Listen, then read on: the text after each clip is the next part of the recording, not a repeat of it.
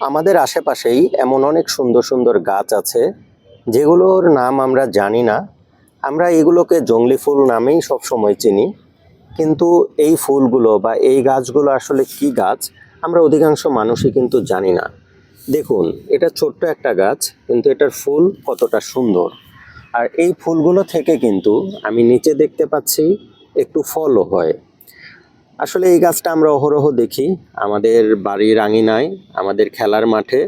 কিন্তু এই ফুল গাছটার আসলে কি নাম সেটা আমরা অধিকাংশ মানুষই জানি না, যে এই ফুল গাছটার নাম আসলে কি। আমি দেখাচ্ছি পুরাতন যে বাণিজ্য মেলা হতো, সেই বাণিজ্য মেলার মাঠে দেখুন কত সুন্দর একটা পরিবেশ। আর এইখানে কিন্তু অসংখ্য গাছ আছে, অসংখ্য ফুলের গাছ, অসংখ্য সুন্দর সুন্দর গাছ আমি আপনাদের দেখাচ্ছি। আর এই গাছগুলো কিন্তু কেউ রোপণ করেনি, এই গাছগুলো জংলি গাছ হিসাবেই বেড়ে উঠেছে। এই গাছগুলো জংলি গাছ। তো আমি যে ফুল গাছটা দেখালাম আপনাকে, এটার নাম কি সেটা আমি জানি না, আমি অনলাইনে সার্চ দিয়ে দেখলাম।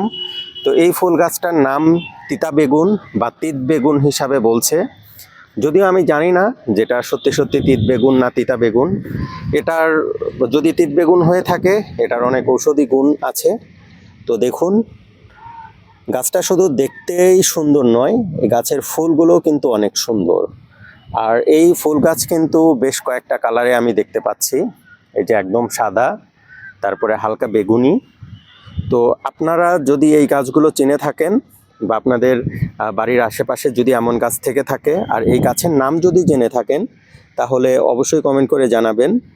তো আমার মনে হয় আমাদের বাড়ির আঙিনায় এমন অনেক গাছ আছে যেগুলো ঔষধি গাছ, যেগুলোর আসলে কাজ আমরা জানি না, আর যে গাছগুলোকে আমরা চিনিও না।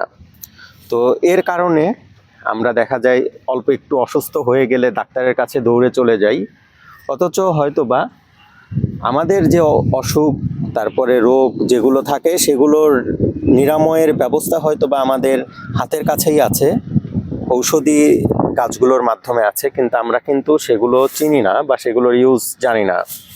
তো বন্ধুরা, আপনারা যদি এই গাছটার নাম জেনে থাকেন বা এই গাছটা কি গাছ আসলে, এই গাছটা যদি চিনে থাকেন, তাহলে অবশ্যই কমেন্ট করে জানাতে ভুলবেন না।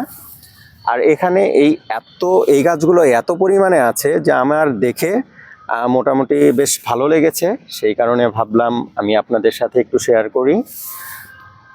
তো ঠিক আছে, আজকে এই পর্যন্তই। আপনারা যদি এই সুন্দর গাছটার নাম জেনে থাকেন, তাহলে অবশ্যই কমেন্ট করে আমাকে ইনবক্সে জানাবেন।